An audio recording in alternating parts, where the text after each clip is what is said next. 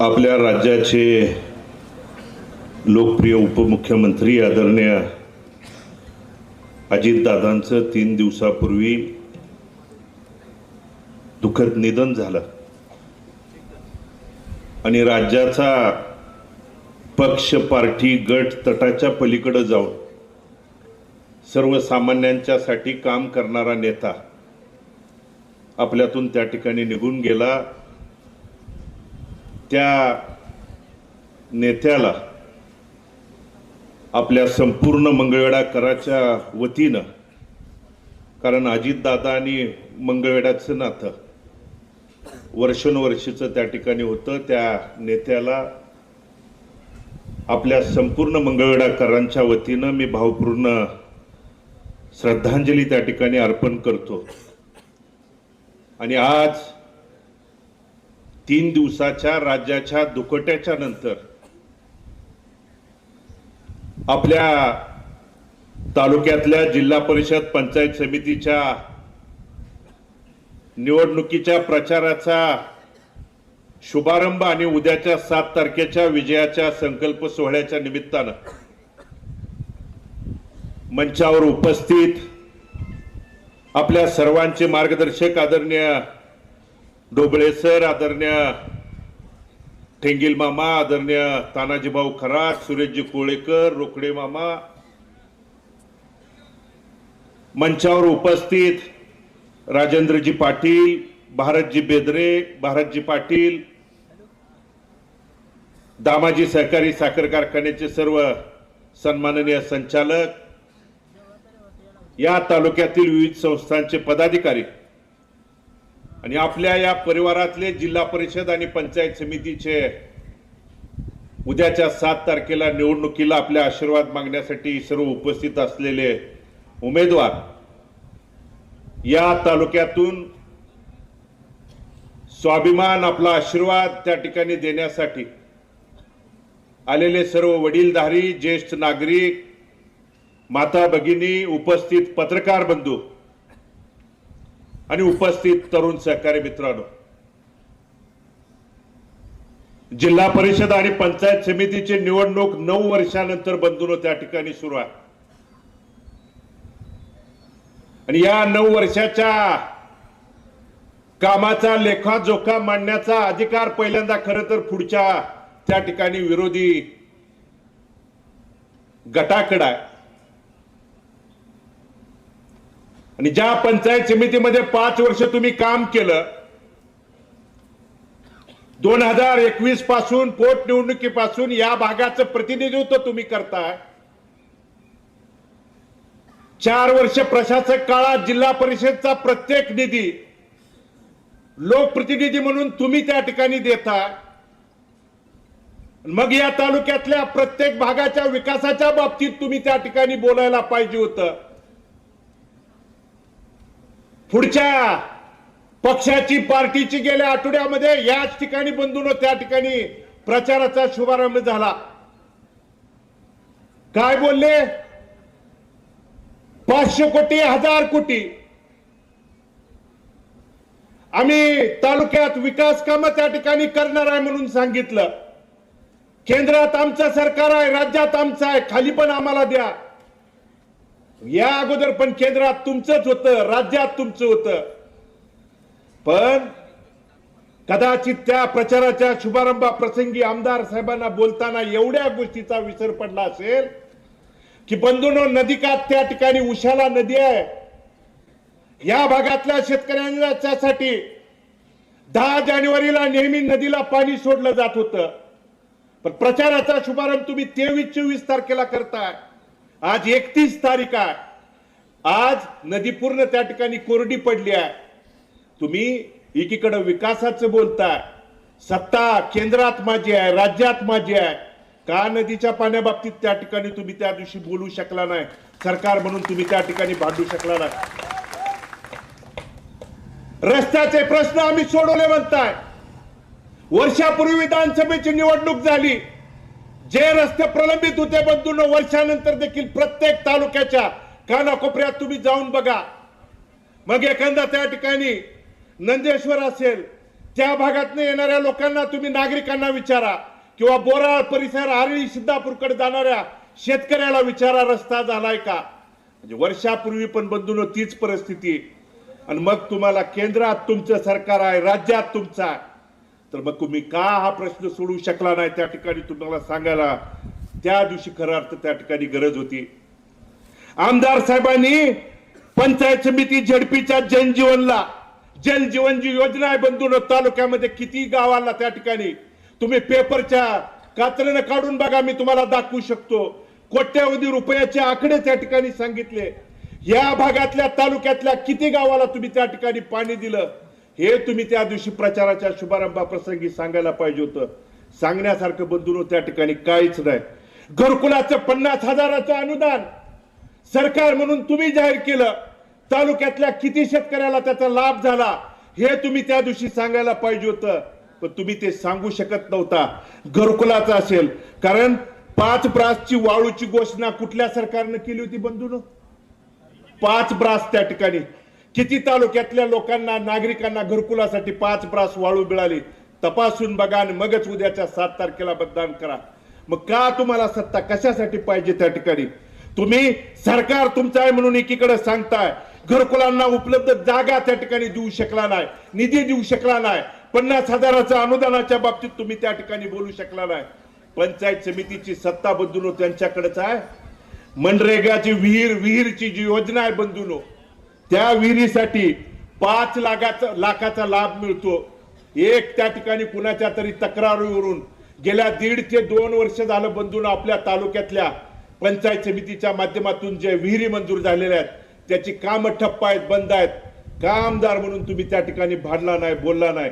मग तुम्ही त्या शुभारंभाप्रसंगी हे तालुक्याला त्या ठिकाणी सांगायला पाहिजे होतं, पण तुम्ही सांगू शकला नाही बंधूंनो.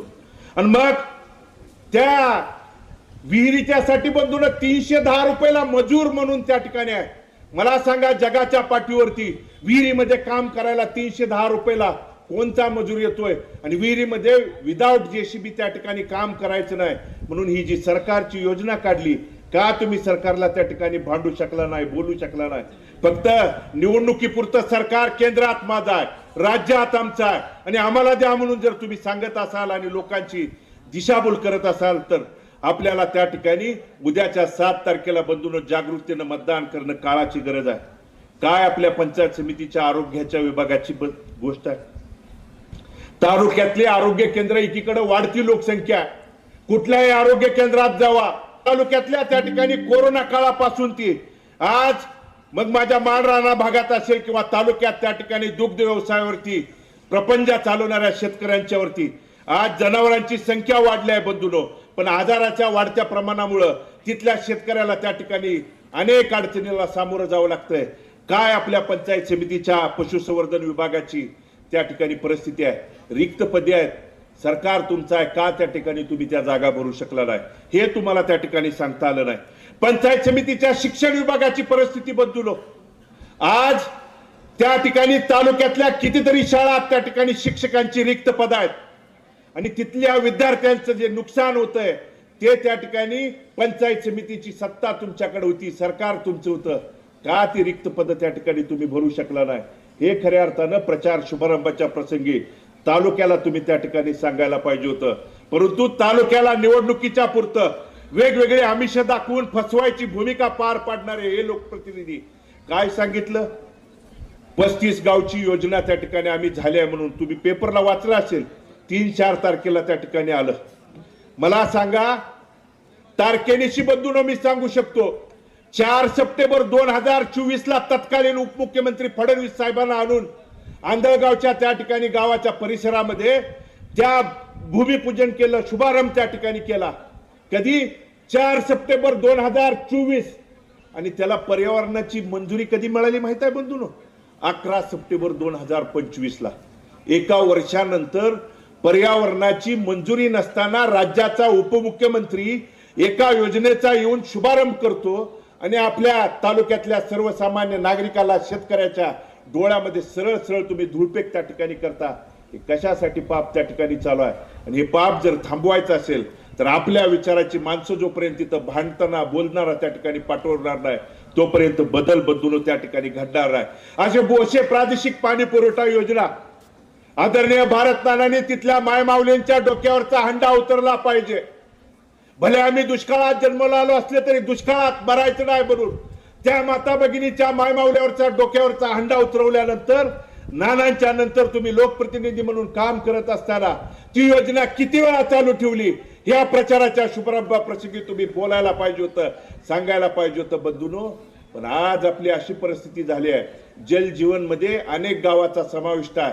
आज जानेवारी महिना संपतोय बंधूंनो, 31 तारीख आहे. फेब्रुवारी नंतर अनेक गावाला पाण्याची टंचाई त्या ठिकाणी भेडसावणार आहे. पण राज्यातल्या सरकारचा निर्णय आहे, ज्या गावात जल जीवनची योजना मंजूर झाली आहे तिथं तुम्हाला भविष्यात टँकर देखील त्या ठिकाणी मिळणार नाही. ही परिस्थिती जर बदलायची असेल बंधूंनो, तर चुकीची माणसं त्या ठिकाणी जी दिशाभूल करायला पसरवतायत ना, ती भूमिका बदलणारी माणसं बंधूंनो उद्याच्या काळात त्या ठिकाणी उद्याच्या 7 तारखेला त्या ठिकाणी आहे. यांनी काय केलं? 4 वर्षाच्या काळात झेडपीमध्ये मग समाज कल्याणचा, दलित वस्तीचा निधी, जनसुविधा असेल, 25-15चा असेल, 30-54चा निधी त्या ठिकाणी अडवायची भूमिका त्या ठिकाणी करण्याची भूमिका केली. आणि काय सांगितलं त्या गावातल्या प्रमुखांना, सरपंचांना? माझ्याकडे ये, प्रवेश कर, मगच त्या ठिकाणी निधी देतो. बंधूंनो, महामानव डॉक्टर बाबासाहेब आंबेडकरांनी संविधानातून दिलेली ही जी योजना त्या ठिकाणी जी आपल्याला त्या ठिकाणी घटनेतून दिलेला अधिकार आहे, दंडेलशाही हुकुमशाही प्रवृत्तीला आळा कधीच या तालुक्यानं त्या ठिकाणी घातला नाही. आणि मुळात लोकांच्या सर्वसामान्यांचे प्रश्न तुम्ही त्या ठिकाणी बोलायला पाहिजे होता. आमदार साहेब काय बोलले हो? आमदार साहेबांनी आदरणीय सरांच्यावरती, ढोबळे सरांच्यावरती टीका केली. एवढ्यावर भागले नाहीत. आमदार साहेबांनी माझ्या 11 वर्षाच्या मुलावर टीका केली. किती वर्षाचा आहे तो? 11 वर्षाचा. आणि 11 वर्षाचं पोरग दंड थोपटतंय म्हणले आम्ही काय मेलेल्या आईचं दूध पेलो नाही, जशास तसं उत्तर देऊ 11 वर्षाच्या मुलाला. काय तुमची क्यू येते, बुद्धिमत्तेची क्यू? अरे 11 वर्षाच्या मुलाला जर तुम्ही त्या ठिकाणी अशा पद्धतीचं बोलत असाल तर संविधानात पदावरती तुम्ही त्या ठिकाणी बसलाय. पण त्या 11 वर्षाच्या पोराचा आजोबा वारल्यानंतर, ज्यावेळी पोटनिवडणूक झाली आणि पोटनिवडणुकीत जिंकल्यानंतर तुम्ही दंड थोपटताना तुम्ही कुठल्या आईचं दूध प्याला होता ते देखील इथल्या लोकांना, नागरिकांना त्या ठिकाणी सांगायला पाहिजे होता.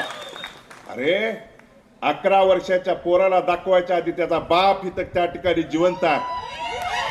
बोलण्याची भाषा, तमा त्या ठिकाणी तालुक्याला तुम्ही सांगितली पाहिजे. तुमच्या बुद्धिमत्तेची कीव येते. लोकांच्यासाठी तुम्ही, ज्या लोकांनी तुम्हाला निवडून दिलंय त्यांच्यासाठी काय करणार आहे हे तुम्ही सांगायला पाहिजे होतं. पण 11 वर्षाच्या पोराला दाखवतो म्हणणारे आमदार पहिल्यांदाच या महाराष्ट्रात मी बघतोय. 11 वर्षाचा आहे तो, 11 वर्षाचा, लहान, 5वीला शिकतोय.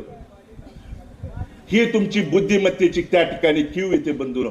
आणि म्हणून मला आवर्जून आपल्याला या ठिकाणी सांगायचं की हे जे आपल्या विचाराचे उमेदवार आहेत, दामाजी नगर त्या ठिकाणी जिल्हा परिषद गटातून महावीर आप्पा शिवाजीराव ठेंगील आपल्या जिल्हा परिषदेचे उमेदवार आहेत. त्यांचं चिन्ह आहे रिक्षा. आणि पंचायत समितीचे जयश्रीताई मारुती शिंदे त्यांचं चिन्ह आहे रिक्षा. आणि त्या ठिकाणी सारिकाताई गणपती धसाडे यांचं चिन्ह आहे बॅट. आपण व्यवस्थितपणे त्या ठिकाणी आपल्या एका गावाला त्या ठिकाणी 2 मताचा अधिकार प्रत्येकाला असणार आहे. जिल्हा परिषदेचा आणि पंचायत समितीचा व्यवस्थितपणे कोण दिशाभूल करत असेल, आपल्यात मतभेद त्या ठिकाणी पसरवत असेल तर ते दूर सारून बंधूंनो. कारण मनात आणलं माझ्यावरती टीका टिप्पणी जरूर करू द्या, मी खंबीर आहे. एकच कॅसेट आहे त्यांच्याकडे, काय? नॉट रिचेबल आहे, नॉट रिचेबल आहे. 21ला तेच बोलले, हे संपलेत, भालके संपलेत म्हणले. 1,05,617 मायबाप जनतेने आशीर्वाद दिला. भालके संपले म्हणणाऱ्याला 2024ला 1,16,717 मतदार बंधू भगिनीने आशीर्वाद दिला. भालके तुमच्या बापाला संपत नाहीत. कारण भारत भालकीने कधी दंडेलशाही, हुकुमशाही, कधी त्या ठिकाणी त्रास देण्याची, तालुक्यात कुणीही सांगावं, राजकीय मतभेद असतील, पार्टी गट तटाच्या पलीकडे तालुक्यातल्या एकाही नागरिकांनी, गावच्या सरपंचांनी किंवा त्या काळात काम केलेल्या कुठल्याही तरुणांनी सांगावं की भारत नानाच्या माध्यमातून मला त्या ठिकाणी त्रास झालाय, कधी त्या ठिकाणी माझ्या पार्टीत प्रवेश कर मगच निधी देतो अशा पद्धतीची भूमिका जर कुणीही सिद्ध करून दाखवली तर म्हणेल ती भूमिका त्या ठिकाणी ऐकण्याची आहे. कारण भारत नानांचं राजकारण या आपल्या शेतकऱ्यांच्या प्रेमाच्या वरती विश्वासाच्या जोरावरती त्या ठिकाणी होतं आणि तोच विचार बंधूंनो इथून पुढच्या काळात घेऊन जाण्यासाठी माझ्यावरती त्या ठिकाणी आरोप प्रत्यारोप करतायत. मी जर नॉट रिचेबल असतो तर मंगळवेढची नगरपालिका तुमच्या ताब्यातून कशी काढून दिली? मी माझं कुटुंब नॉट रिचेबल असतं तर पंढरपूर शहरामध्ये महाराष्ट्रातल्या 3 नंबरनं त्या ठिकाणी निवडून देण्याची भूमिका तिथल्या मायबाप जनतेने त्या ठिकाणी पार पाडलं. कारण हे विश्वासाचं प्रेमाचं जीवाबंधनाचं ऋणानुबंधनाचं नातं इथल्या मायबाप जनतेचं आणि भालके कुटुंबाचं आहे. त्यामुळे तुम्ही कुणीही त्या ठिकाणी आरोप प्रत्यारोप केला तर आरोप प्रत्यारोपाला बळी न पडता भोसे जिल्हा परिषद गटातून बसवराजजी रामगोंडा पाटील यांचं चिन्ह आहे रिक्षा आणि प्रवीण ज्ञानोबा मेटकरी यांचं चिन्ह आहे हात. त्या ठिकाणी सुरेशजी ईश्वर कांबळे यांचं चिन्ह आहे रिक्षा. हुलजंती जिल्हा परिषद गटातून सौभाग्यवती जयश्रीताई महेश मानेंचं चिन्ह आहे घड्याळ. सौभाग्यवती उन्नतीताई सुरेश पवार ताईंचं चिन्ह आहे घड्याळ आणि महादेव पंडितजी पिटरगी यांचं चिन्ह आहे रिक्षा. आणि आपल्या लक्ष्मी दहिवडी गटातून आदरणीय सौभाग्यवती कोमलताई ढोबळेंचं चिन्ह आहे घड्याळ. त्याचबरोबर काकासाहेब मोहनराव मोरेंचं चिन्ह आहे रिक्षा. आणि आणखी एका गणातली तुमच्या पुढे 2-3 दिवसापूर्वी बातमी आली असेल अमुक अमक्याने त्या ठिकाणी त्याला पाठिंबा दिला. कारण सरकार तुमच्या विकासावरती बोलायला पाहिजे होतं पण दंडेलशाही आणि त्या ठिकाणी दबावाचं राजकारण करत असेल. आणि त्या लेंडवेला देखील माझं सांगणं आहे 2009 पासून तुम्ही प्रामाणिक होता आणि प्रामाणिकपणाला न्याय द्यायची भारत नानांची शिकवण आहे म्हणून तुम्हाला त्या ठिकाणी तिकीट दिलं होतं. आणि तुम्ही कुणाच्या तरी सांगण्यावरून दबावावरून जर बळी पडत असाल तर लेंडवेला देखील माझं आव्हान आणि तुमच्या माध्यमातून पत्रकार बांधवाच्या माध्यमातून विनंती आहे तुम्हाला 1 दिवसाचा कालावधी आहे. तुम्ही भारत नानांच्या विचाराचा जर कार्यकर्ता असेल तर तुम्ही सन्मानानं परत त्या ठिकाणी या. सन्मानानं पार्टी तुम्हाला त्या ठिकाणी घेतलं जाईल. पण जर त्या ठिकाणी पुळचाटपणा केला तर तिथली मायबाप जनता त्या गावापासून सगळ्याला त्या ठिकाणी न्यायाची भूमिका दाखवून देईल. कारण एकदा विश्वासानं समोर गेल्यानंतर कुणी कधी त्या ठिकाणी त्याच्यामध्ये वेगळी भूमिका घ्यायची नाही. भारत नानांची आमच्यावरती शिकवण आणि संस्कार आहेत बंधूनो. आणि म्हणून मला त्या राजेंद्र लेंडवेला देखील आवाहन करायचं आहे की ज्या भूमिकेतनं आम्ही तुमच्या पाठीमागे उभा राहिलोय आणि या बाबतीत देखील तुम्हाला मला सांगायचं आहे की त्यांनी असली कट कारस्थान ज्यावेळी केली कारखान्याच्या वेळी एक बिनविरोध केलं 3000 तुम्ही त्यांना पाडलं का नाही? नगरपालिकेला एक बिनविरोध केलं त्या ठिकाणी तुम्हीच तिथलीच मायबाप जनतेने पाडलं ना. म्हणून ते प्रकार तुम्ही करू नका. आणि तो तसा प्रकार झालाच तर तो आपल्यासाठी शुभ शकुन आहे एवढं देखील मी तुम्हाला त्या ठिकाणी सांगतो. आणि उद्याच्या 7 तारखेला 5 तारखेला मतदान होतं पण आपल्या राज्यावरच्या या 3 दिवसाच्या दुकोट्यामुळं हे मतदान 5 तारखेचं 7 तारखेला त्या ठिकाणी गेलेलं आहे बंधूनो. आपण आपल्या वडीलधारे असतील माता भगिनी तरुण साखऱ्यांना हे चिन्ह पोहोचवून घराघरापर्यंत पोहोचवून त्या ठिकाणी आपली भूमिका सांगायची आहे.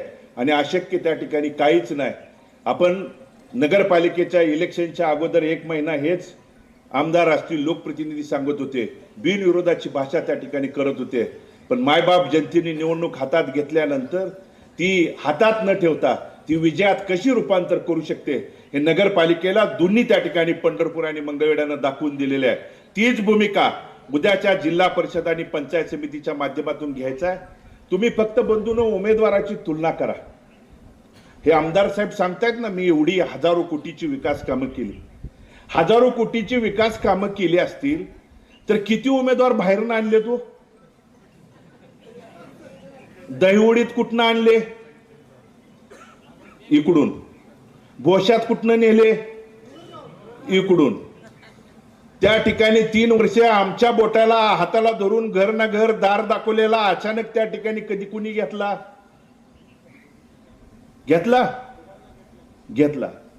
हे खालचा आरळी जो कुठला आहे इकडे जाईन इथंच फिरत होतं.